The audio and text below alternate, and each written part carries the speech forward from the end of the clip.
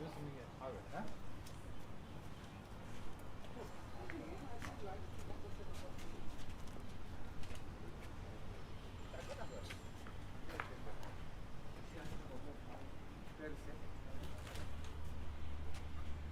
Where? Which one? Oh, the one you finished? Yeah.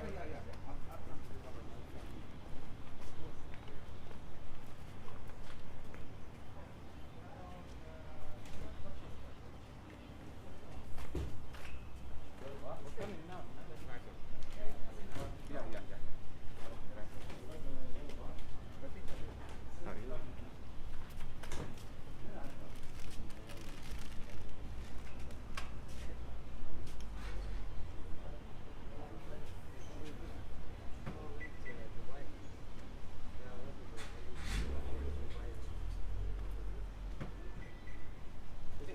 Just watch it, your thing, right? Sorry. Come on, take your walk.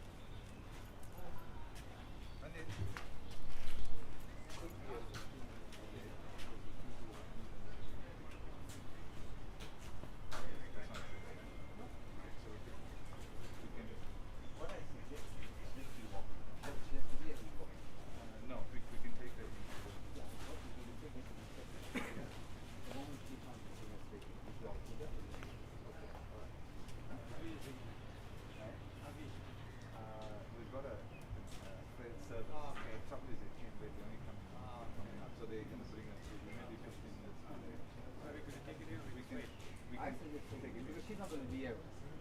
Then she's walk with you. No. So she's afraid. That's what I'm saying. Okay, let's do that. Because she's going to be. Yeah, she must just come to that. Yeah, rolling. Let's find the. If you've got 6 people. Yes.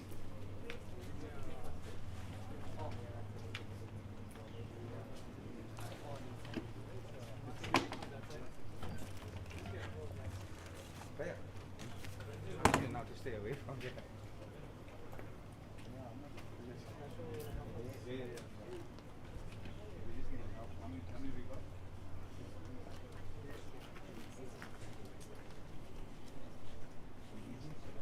One or two. How many more? Yeah, we got it. 3, yeah. That's so we're gonna go this way. We're gonna come this way. Yeah.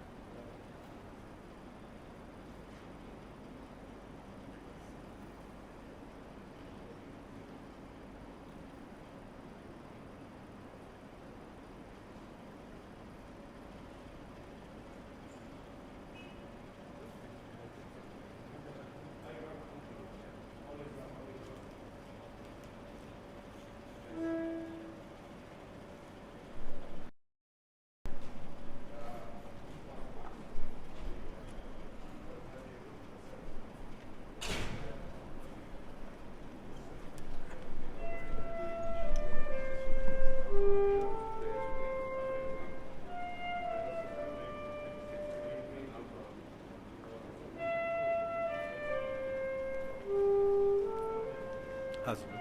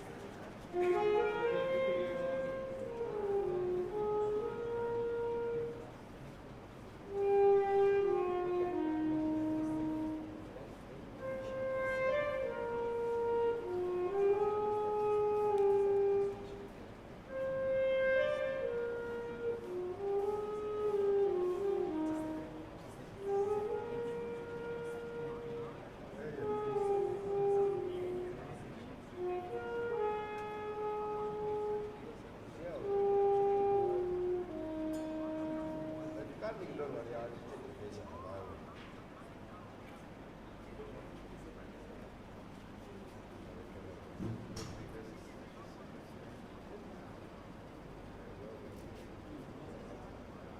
Il cambio che loro hanno tutte le prese.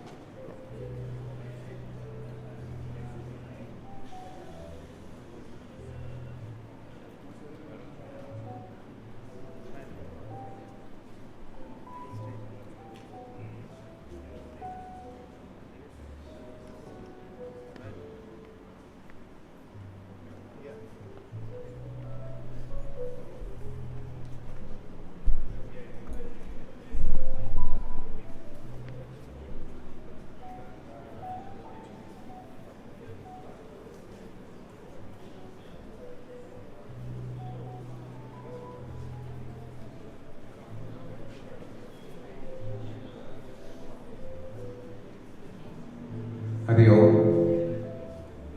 You all may now come forward to offer your floral tributes and pay your final respects. Please come forward now if you wish to.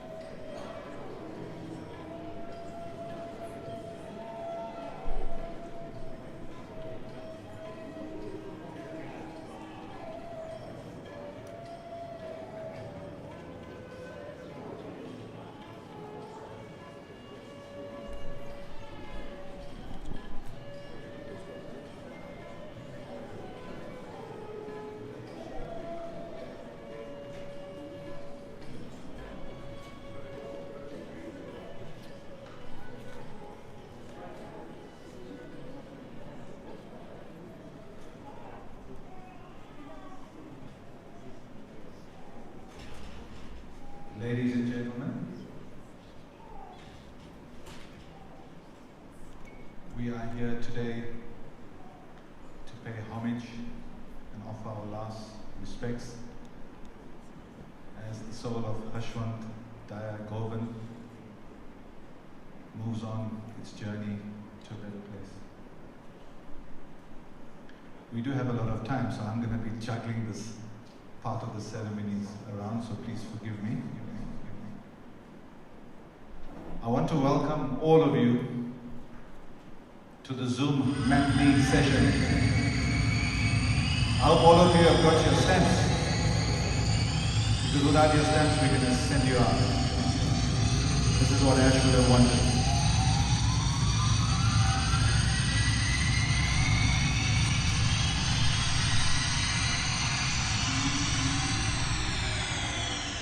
Part of what we're doing today is celebrating Ash, right? We're going to mourn, but we're going to celebrate.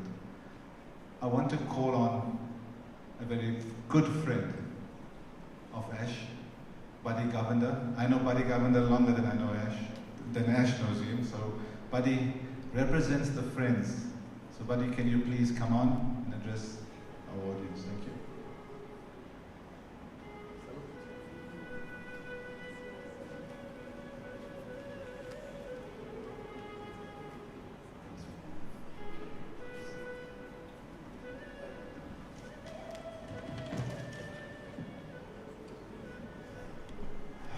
Good morning, everybody. So, as the MC said, we gather here today to celebrate the life of our dear friend and brother Ash Mora, as we knew him. Ash, I, and a whole bunch of friends and brothers sitting out there today go back to when we were boys in our early days at Sastry College. And from that moment on, we shared countless memories, laughters, adventures to last us a lifetime. Our brother Ash was a constant source of laughter, fun, and happiness. That smile, how can we forget that? You know, was it a naughty smile? Was it a mischievous smile? But wasn't it the cutest smile ever? Each of us here, I'm sure, will always recall that infectious smile when we were in the company of dear Ash. He was caring, hugging, tender. That's the type of person Ash was. I speak from personal experience here. He was always wanting to show that everybody around him was okay and well taken care of. I'm sure you're all going to be nodding your heads knowing that is absolutely true. You know what, funny thing though, at school, Ash wasn't one of those that would be taking the lead in anything. But he was always there to support and provide input for any initiative at the time. He was a valued member of the school groups and could be relied upon when needed. The memories I have of Ash always makes me smile, and it's a testament to the boy and later the man that Ash was.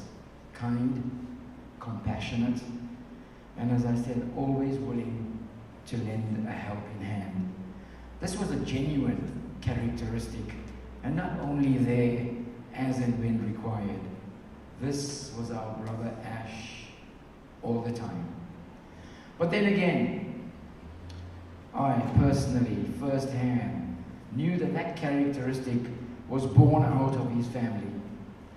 His dear dad, a gentleman of note, his mum, his brother Arvin, they displayed the same nature at their iconic sports shop in Durban's Grey Street precinct, Govan Sports. Helpful, courteous, generous and gracious in their business and personal life.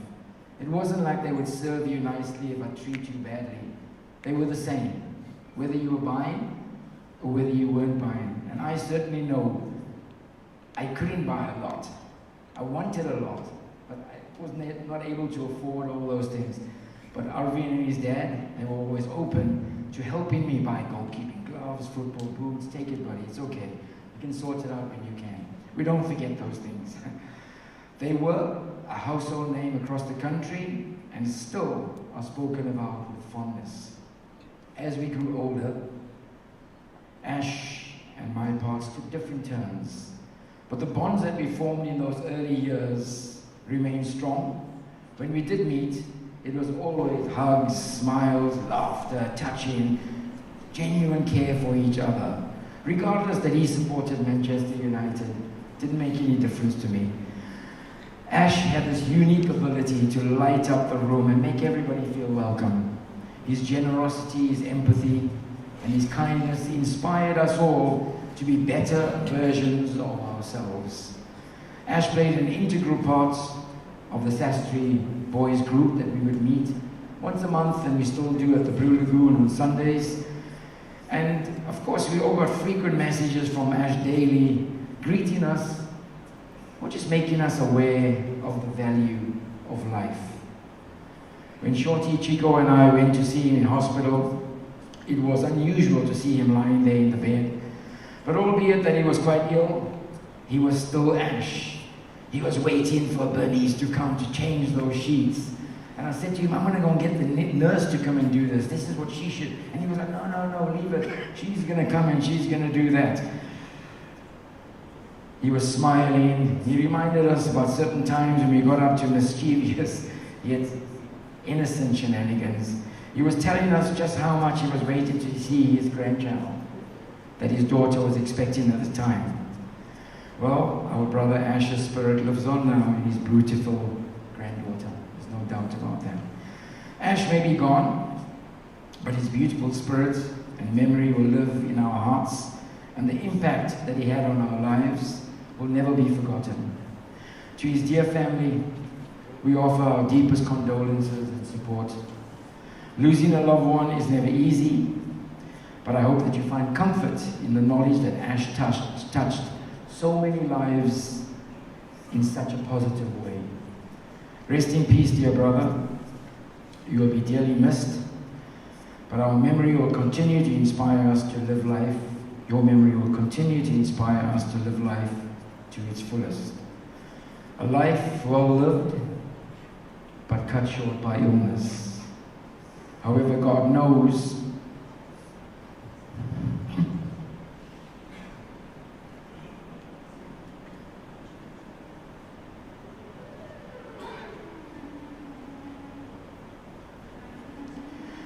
God knows best and seems to take the special ones home early. Yeah, God knows best. He seems to take the special ones home early. We'll meet again and hold you once again, my brother. Rest in peace.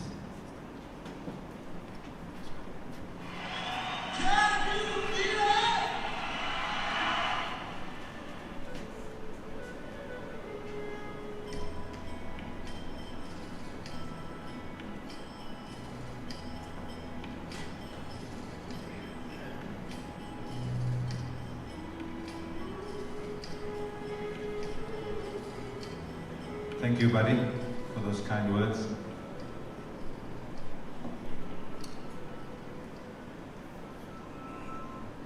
Ladies and gentlemen, just to let you know, I'll make this announcement a few times.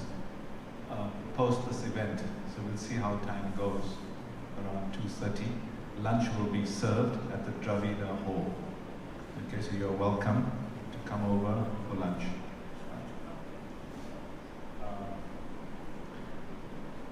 To avoid a vacuum here, I'm going to say a few words on behalf of the family. Bernice, Wesley, Nikita, grandchildren, my kaki, that's Ash's mum, aunt, Arvind and his family. It's important that, well, before I say this, we're all going to miss him, right? Some of us to varying degrees, and that's normal. But what we need to do today, in that mist that we find, that vacuum that Ash has created, we give ourselves space to mourn that mist. It's important that we mourn him. More importantly, it's important that we support those that miss him more. Right? His close family, his mum, will really miss him. Those that have really been attached to him. Right? So we offer them our support. Most importantly, as I said, indicated earlier, we must celebrate his life. That's important. Now, as a family member, I'm his cousin. So I'm going to say a lot about things you never knew about. So I'm going to celebrate this oak.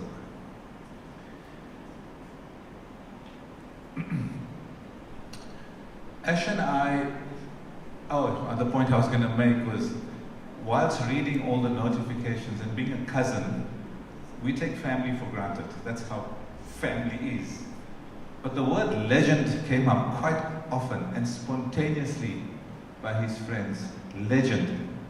And when I thought back and I said, wow, you know, the word wow came out when I interacted, but I never thought about legend, because I just didn't go there. You take your family for granted.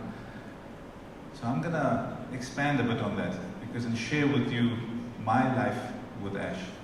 And albeit, you know, early, the first 20 years. So Ash, Arvind, Milesh, myself, slept in the same room for like 20 years. We were extended families. So my father and his father and the families always lived together. Today, still the same. My mum and my aunt live in the same house. They're inseparable. That's how life is. So Ash and I slept in the same room. I know his secrets in and out. I can't share all of it, but I know his habits. I know everything. At an early stage of our lives, we went through the normal. If you came from a Gujarati family, you know you have to do child labor in the shop. Right?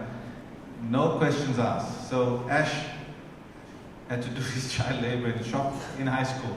After school, you're in the shop. Weekends, you're in the shop. So I followed suit, like I was 2.5 years or 3 years, 4 years behind him. Same thing. I hated it. He hated it. I guess the one thing he learned was a bit of business sense. Right? And in the shop, he used to do crazy things. Right? And by the way, sorry, as I think, his name Haswant, that's his name, Haswant. In Sanskrit, and you'll get this, means joyous, right? The penny drops. You are what your name is in nature. So Ash was generally joyous, right? And he reflected his name right through. If one of his friends can tell me why they called him Ash, because I'm called Ash, please let me know. It's one thing I would have asked him. I don't know why he called himself Ash. Haswant and Ash. Could have been Ash. Like, yeah, let me know if you all know. I'd like to know. Yeah, so in those early school days, or in the room, went to school, he learned about business. He used to do crazy stuff at the shop, right? Because we got bored sometimes, it's quiet. So there would be times where you got these sportsmen coming in straight after a run. Now imagine a sportsman coming in straight after a run with his shoes, which is a bit messed. The sportsman's smelly, and so are the shoes. And Ash didn't take kindly to this, right? I mean, like, we used to deal with this on a daily basis. And he got sick and tired of this. I mean, how dare these people come with these smelly shoes? He would literally light an incense stick in front of them, agarbatti, and like do it around them. And like they'd ask, "What are you doing?" He said, "No, I'm blessing you in your shoes so you could run quicker times." Those are the kind of things he got up to. There's lots more. This is not the stage because some of it's all bad stuff. There was one other incident where we had a neighbor next door. Again, in the quiet times in the shop. I remember the name. There was a baby next door. Shop owner had a baby. Her name was Mehmuna. And they would spend a lot of time on this side of the shop. And Ash gave her lessons in English. And he taught her foul language. I mean, she was swearing fluently at the age of 14 months. And her mum would come shouting, "Who did this to her?" And Ash would say, you know, in these naughty, "No, it wasn't me." And I saw this. So those are the kind of pranks he would play in the shop. All innocent. Then I noticed at home, this owl feature started coming through. You know, he lived like an owl. And this was when he was 15, 16. I can imagine old folk at a 15, 16 Gujarati family coming late home at night. I mean, his parents were not happy. But slowly you found him coming at 12 o'clock. Into the room, quietly, 12 o'clock, then 1 o'clock, then 2 o'clock, then 3 o'clock, and sometimes not at all. Right? We would witness this. I think Ash was looking into, I think, DJing, but playing around. His dad passed away in 1980, and I think something, you know, snapped in his head, because it was, I've got to do something with my life.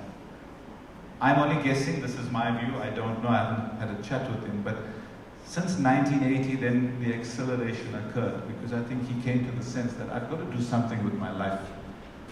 And although it's not kind of the conventional vocation, it's what he loved, right? And today you do what you love and earn money, that's a blessing, I think. Now, Ash taunted me, right? I'm not scarred, but he taunted me in the kiddo lives, like from 5 to 14. He would tease me like you cannot believe, right? We never got along. And then, even with his dad used to scold him a lot, like, you know, in the shop, do this, do that. I never heard Ash string a proper sentence in English, right? It was always, you get what I mean. He was a student at Sastry. Not an A student, he was a student. I know he battled in school. His marks were cuck, right, buddy? I mean, like, they were bad. And then I heard Ash comes home one day, and you may not know this. Ash Flash Mobile Disco, that's where he started. In Red Hill, he met this friend, Flash, I think his name was Ruben, right? And they formed this mobile DJ club. And I said, wow. And I remember asking him, so like, what are you doing? You're going to sort out the equipment and do the plugins and drive the bus? No, I'm the DJ. I said, wait a minute, Ash, you can't speak English, man. Come on. And I said, no, prove it to me. He brought a cassette. And I heard him wrap his fingers around audiences with this English he spoke. And I said, where did this come from? And this was my first thought. I said, wow. And it's the first thought, I should have said legend. Because this is a legend. I mean, he surprised me, he surprised even my dad. My dad was extremely proud when he saw this, heard this cassette. We never knew Ash had this talent. I don't know where he studied English. And it was a cool kind of vocation, because remember, I was 14 or 15. And that time it was disco. We couldn't get music easily, so Ash had the latest music first. And he got to hang out at parties with the best looking people. So I piggybacked on that, right? So I used to get the first bit of music, not having a clue. Some of it was cut music, but like, you know, you had it first. That was more important. Alan's here, Alan knows the business. Right? Today music is very accessible. Everybody gets it first. So that was my first thought of legend. This was a legend, right? So I left it there. Then he moved on to Airport 3, right? He was very close with, I think it was Tamba. Kuben. Is Kuben here? Sure. And Kuben won't remember me. Kuben, I was a lightie then. I mean, he formed a relationship with Kuben at Airport 3, and I think that's where his talent grew, because it became more professional. And me continuing piggybacking, right? So I remember asking him, hey Ash, can I organize my school reunion? Like, you know, I just took a chance. No problem. I got a school reunion on a Saturday night. I don't think you know this, but he organized me Saturday night at Airport 3, right? And it was like I was the man, you know, from like being a nerd in school, like the man, because I invited all the class of 83 to Airport 3. Most of them were clients now, like they became your full-time clients. Most of them came to a nightclub for the first time. So I was given this like claim to fame. And I remember standing at the outside door, looking at people's invites. Also wanted a great crash my party. You know what I mean? That was cool, right? That doesn't happen. So Ash, in a way, and I'll expand on this, was very giving. He did not say no. But I'll give you more instances. Now, I got new clothes 3 times a year, mostly, if I look back. On New Year, birthday, Diwali. I noticed this trend. Arvind started this first. I don't know why Arvind started this, but Ash started this afterwards. You know, Giovanni's, Moss's, Playboy, Ginger. He'll buy bloody clothes every week. Every week to the shop, there's new clothes. I said, what's this? Well, he entered a glamour lifestyle. I got it. Right? So when you go to a club and you're in front of people, you don't wear the same clothes twice. That's, Alan, I don't know, but that's how it rolled. So I wasn't full of envy. It was just like, wow, legend, you know, like legend. I wish I could do that. But then I piggybacked on this because once a month thereafter, my mum or him would call me in. And these were my favorite words. Check if this fits you. Right? Every month or every second month it was check if this fits you. And I was wearing the best branded stuff a month later.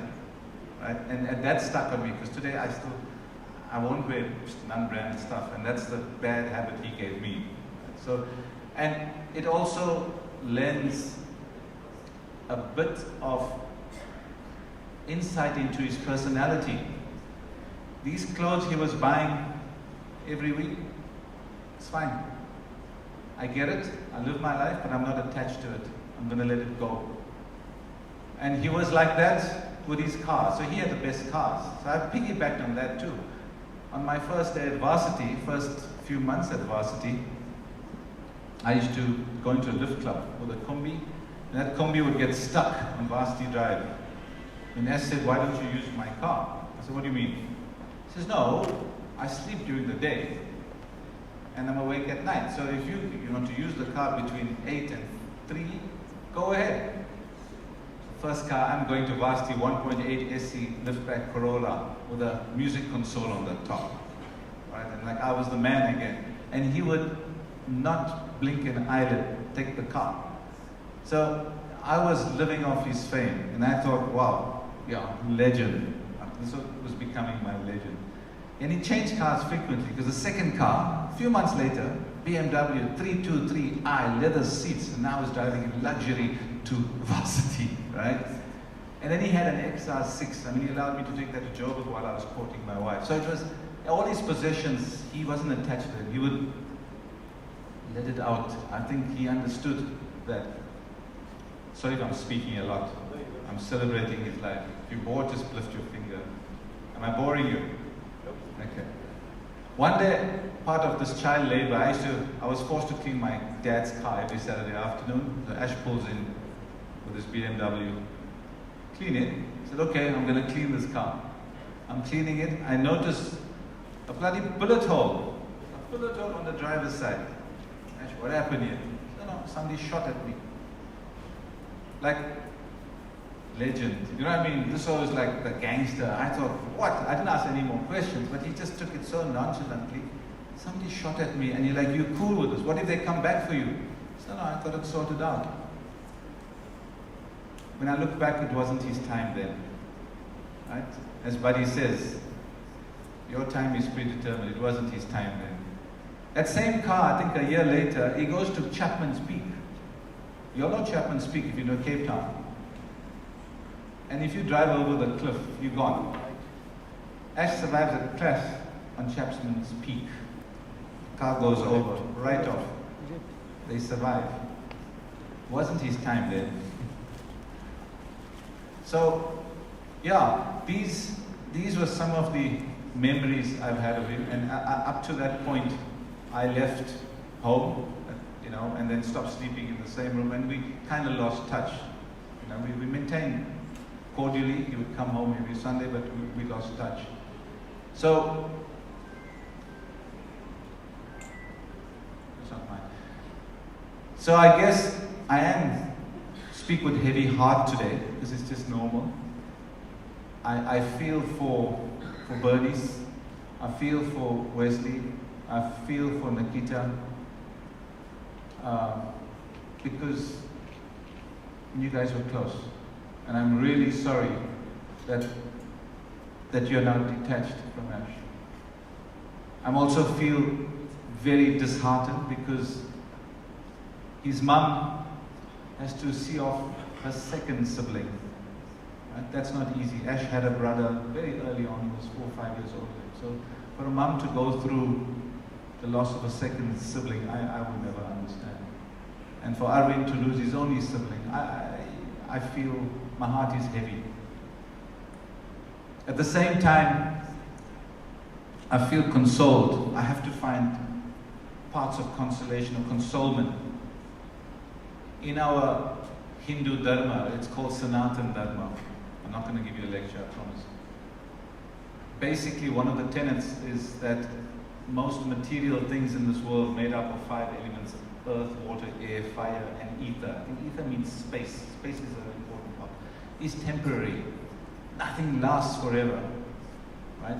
We are made up of those elements. We ain't gonna last forever. We think we are, but we ain't gonna last forever. But there's one part of those physical elements that comes into play. It has purpose, and that's your soul. That's what keeps you alive. Right? And if I have to look back in my interpretation of Ash's purpose in life, similar to what Buddy says, I think when you achieve your soul's purpose, it's time for you to go. We'll never know what each other's purposes are. You have to discover that yourself. But I look back, Ash has left behind a solid family that's going to flourish into the future. That would have been his purpose.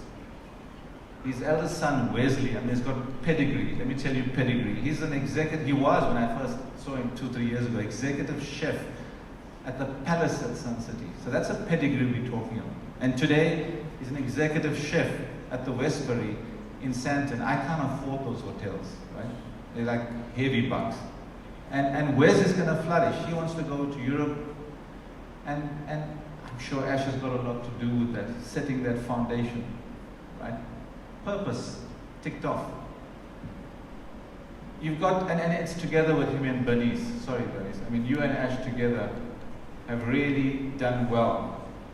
In Bernice, I've never met somebody so devoted, loving, and selfless, and offering service. I've never met a human being like Bernice. Bernice, I really want to thank you. Okay. In Nikita, I've got to know Nikita only properly in the last 3 days, 4 days. God, she's strong. There's a strong-willed person, and she's going to be the rock of this family. And Nikita, I know you're going to be successful. I wish you all the best. Right? So that purpose Ash ticked off. The second purpose I noticed is he's experienced glamorous life, and he's experienced hardship. As a soul, he's experienced both sides. In a very short time, we say he's 62, but he's experienced that. He's also survived it, because through both those times, he's managed to survive that. And you know what? When you look at the vocation he chose, there is a tendency to get involved with womanizing, drugs, and drink. Ash's conscience was clear on that side, absolutely clear on that side. Right? This guy was on the straight. So he knew where to get on, where to get off. That's a second purpose he's achieved in life. The third one is this, it's you guys.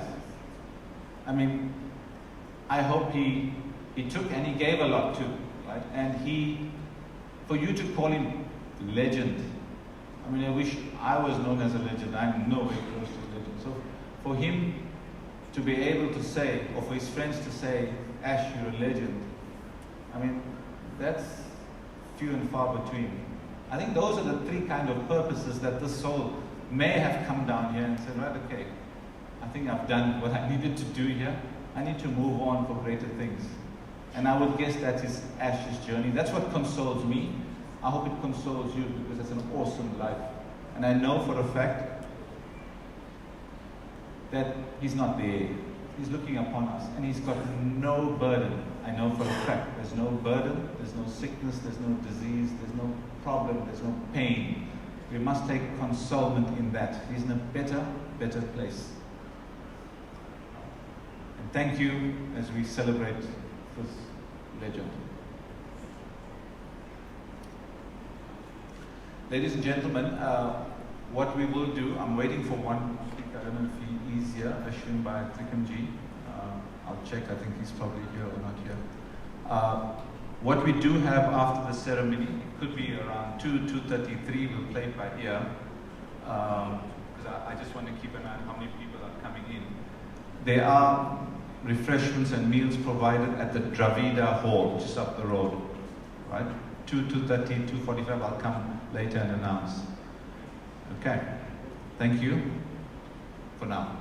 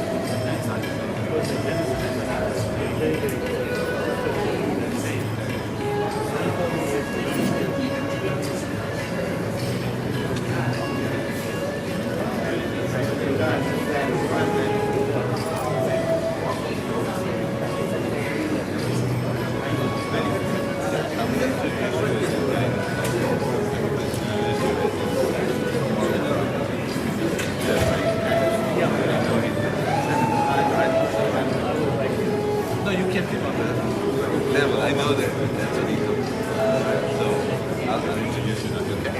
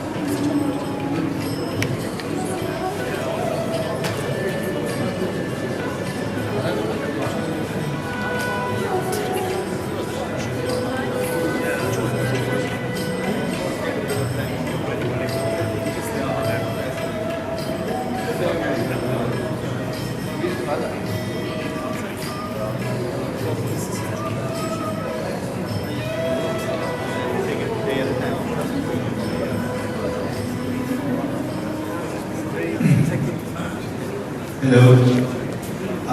Ladies and gentlemen, I've got one more speaker I would like to introduce, who needs no introduction. His name is Haswant Trikamji. Ashwin played a major role in Ash's life. I know, on keeping him straight. Right? Ashwin was his moral compass. So Ashwin, if I can call you on stage, please, to say a few words.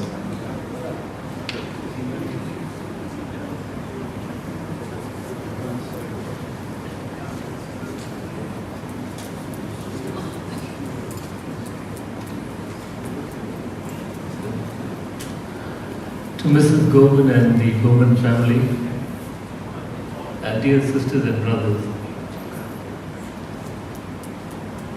if I may start, my memory goes back to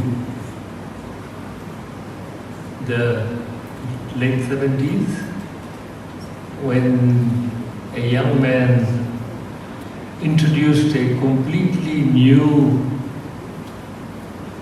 aspect and a new kind of what we then called disco. And he started at a place called Butterworth Hotel, which is a landmark hotel in South Africa. And the young man who started the disco there introduced that particular event, and it was quite spectacular, because nothing like this had ever happened before.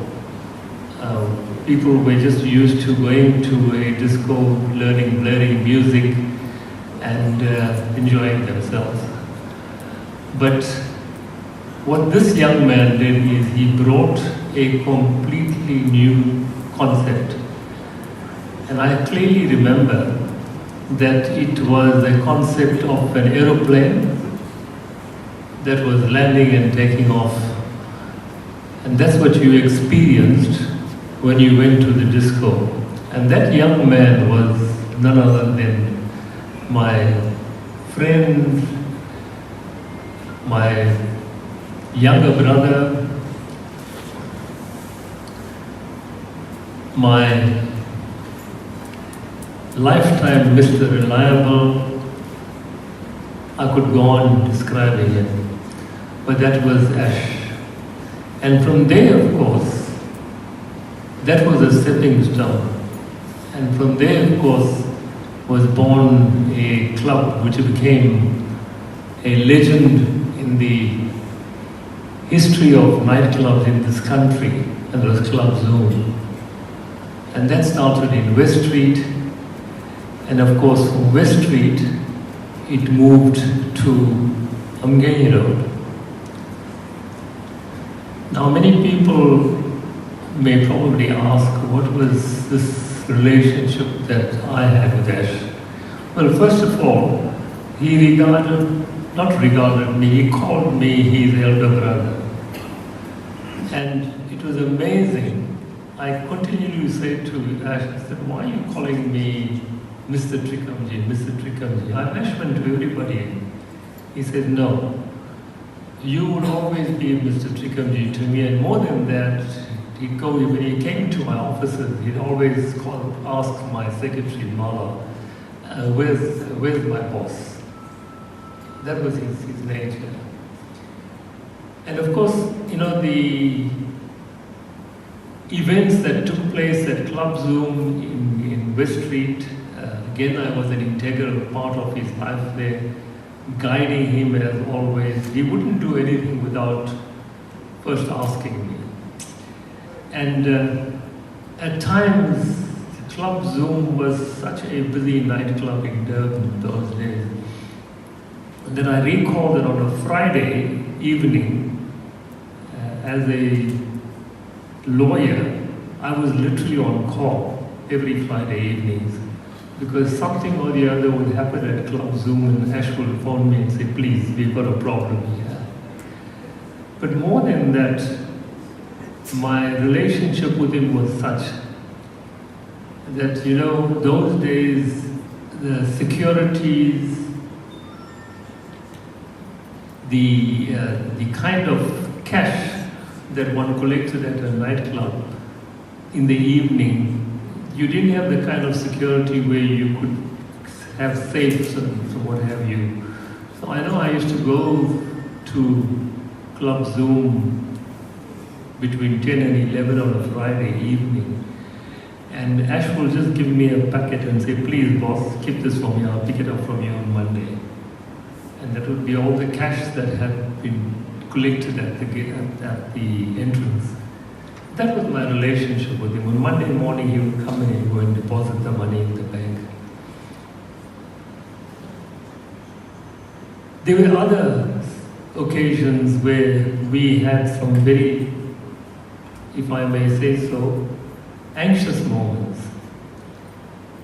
The first one was when a new owner took over the building there in West Street. And this new owner turned out to be a white gentleman who started to harass Ash and gave him notice to vacate from there. And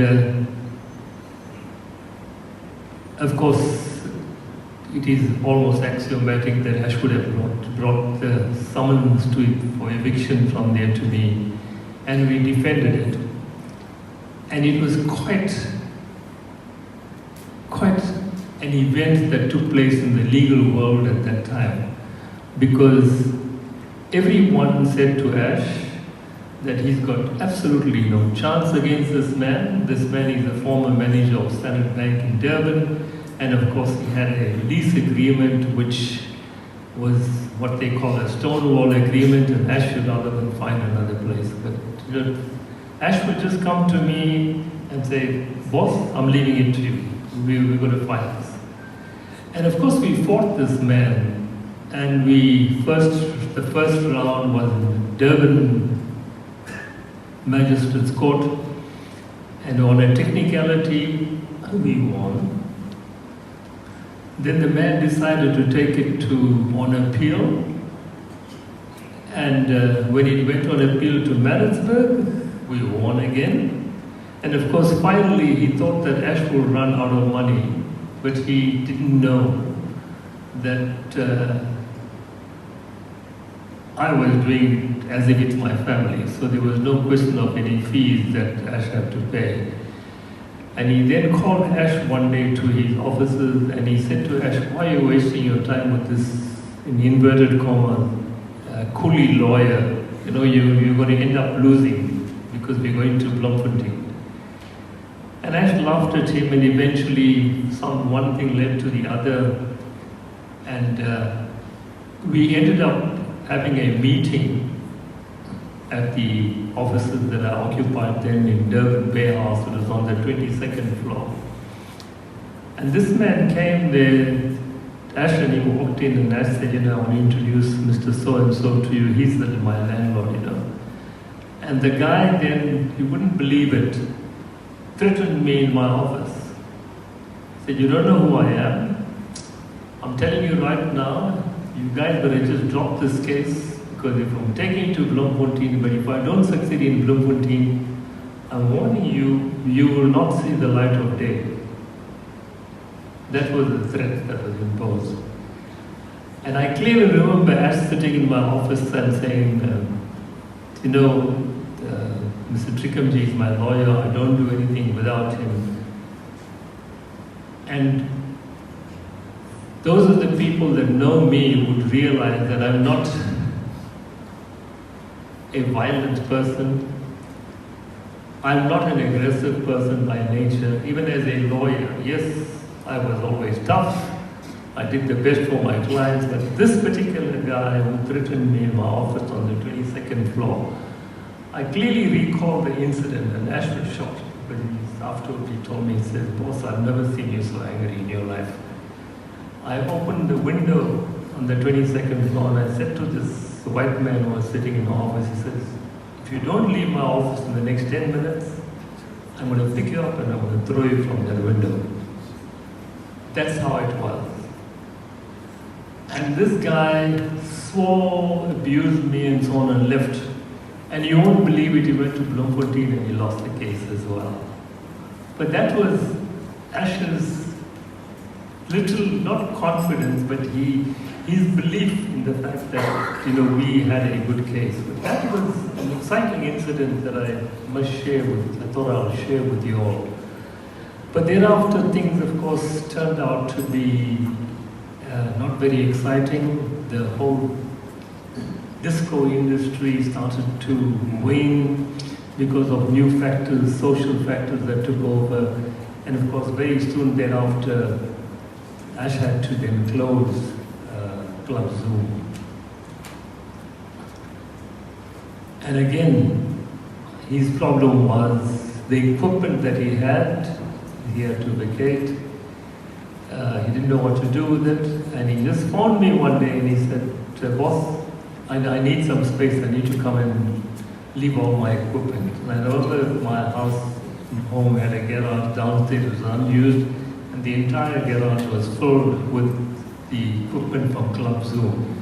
And it stayed there for many, many years. And each time I'd say to him, Ash, I'm worried, you know, if somebody breaks into the garage and takes it, he said, don't worry, boss, leave it there.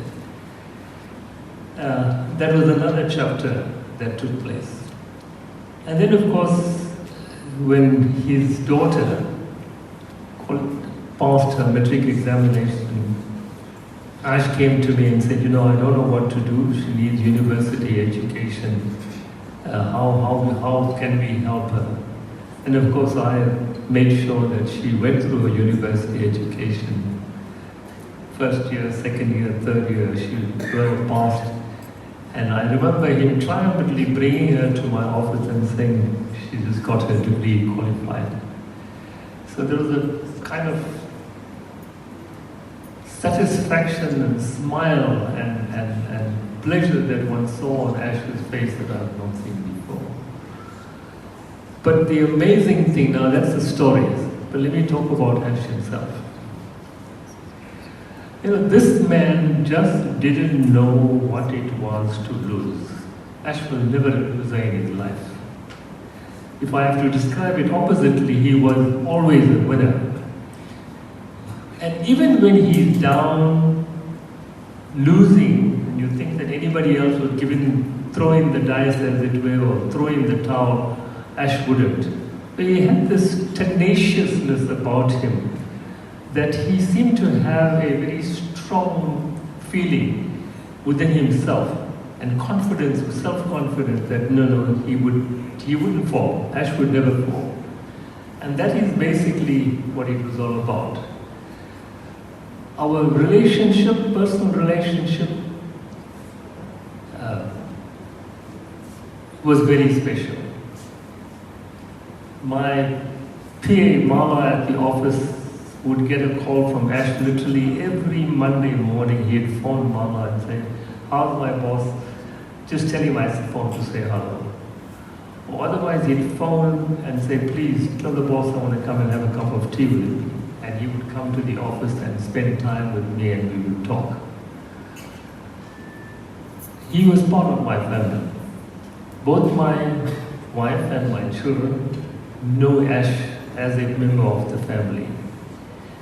There was not an event in my home, and they were all religious events, that Ash was not present. In fact, everybody would wonder what Ash is doing there, but he would be there.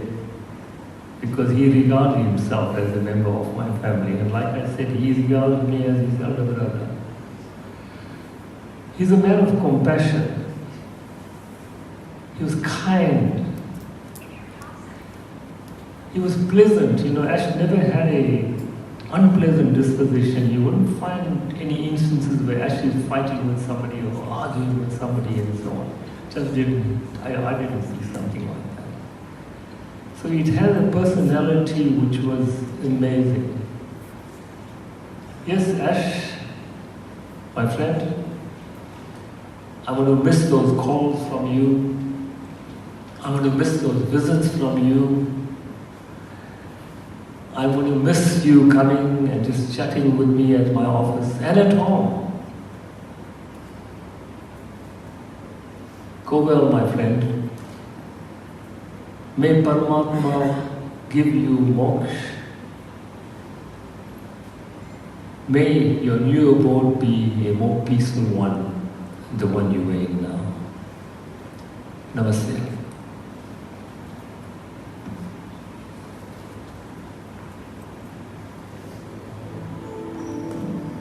Thank you very much, Ashwin, for those kind words and shedding a bit more light into Ash's colorful life. Please bear with me until I let you know what comes next.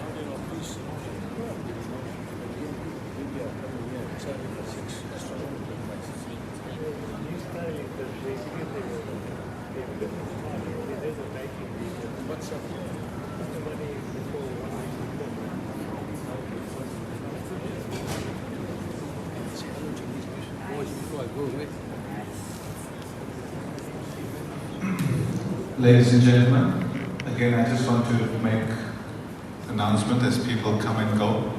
Refreshments and meals will be served just after 2:30 at the Dravida Hall. If you came in, you would have seen it going out on your left.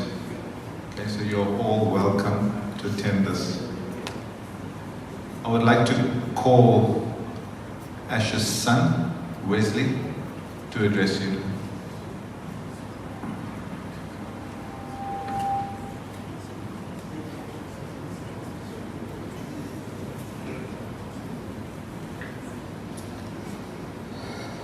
Good afternoon, everyone. Firstly, I wanted to just thank everyone for coming out today and being here for my dad. It's not easy under these circumstances, but we are here. I'd like to first thank my mom. These last couple of months have been trying, testing, but you have been so strong, so caring and so compassionate towards him and through the struggle that he's faced. Also mentioning my sister who's been a pillar of strength through this whole process for managing and organizing this event. Thank you so much for that. And then I want to thank his friends. They say you can tell a lot by someone in the last days, by the friends that pitch and the ones that show up, and a lot has paid a good tribute to that during this time. My dad, he loved his friends, he would do anything for them, and he had a deep nature for doing a lot for everyone.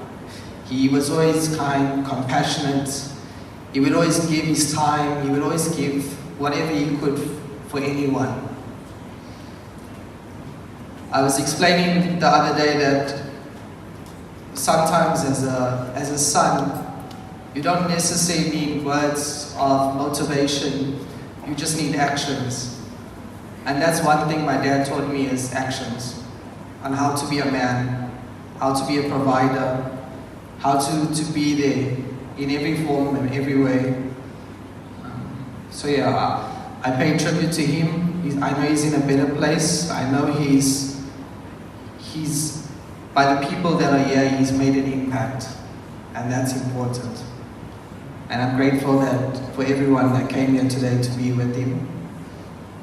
I'd like to thank his mom as well, my gran, for being there during this time. We thank you and for the impact you made in his life as well, and Uncle Arvin. So yeah, I thank you for everyone that came out today and for celebrating his life today. Thank you. Thanks, Wesley. I know that was hard. I am remiss because there was one friend who's been here through thick and thin, and I want to call him out. He's been a pillar around all this, and that's Bala. Bala's been around, so Bala, I didn't mention your name, so I want to single you out. Thank you very much. I'd like to now move towards the concluding parts of the ceremony. Pandit, if I can call upon you. Thank you.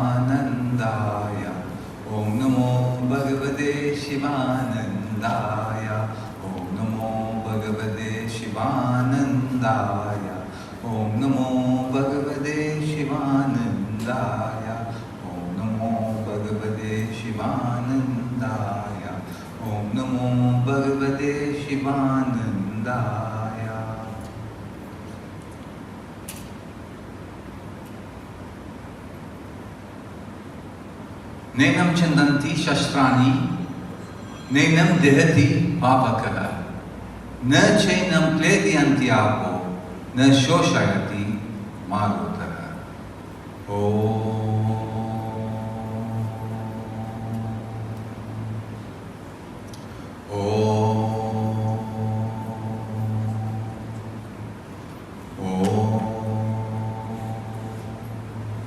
Om Namo Bhagavate Vasudevaya. Om Namo Bhagavate Vasudevaya. Om Namo Bhagavate Vasudevaya. Om Namo Bhagavate Vasudevaya. Om Namo Bhagavate Vasudevaya. Om Namo Bhagavate Vasudevaya. Om Namo Bhagavate Vasudevaya. Varsansi Jirnani Yetha Vihaya Navani Grihanati Naroparani Teta Sharirani Vihaya Jirnani Yanyani Samyati Navani Dehi.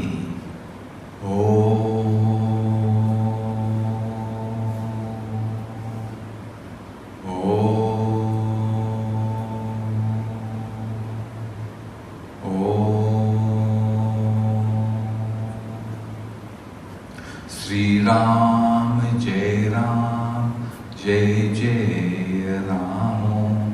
Sri Ram, Jai Ram, Jai Jai Ram. Sri Ram, Jai Ram, Jai Jai Ram. Sri Ram, Jai Ram, Jai Jai Ram. Sri Ram, Jai Ram, Jai Jai Ram. Sri Ram, Jai Ram, Jai Jai Ram. Sri Ram, Jai Ram, Jai Jai Ram. Sri Ram, Jai Ram, Jai Jai Ram. The bereaved family, relatives, friends, this world that we live in is called Mrityalok, meaning the land of death. Although every one of us has got some sort of fear of death, what we must always understand and appreciate is that the soul, the Atma, is eternal. It is only this body that's made up of the 5 material elements earth, water, fire, air, and ether that dies, and the elements return to the sources from which they came. The soul, the Atma, based on the karmic actions that it needs to work out, will then attain a new body.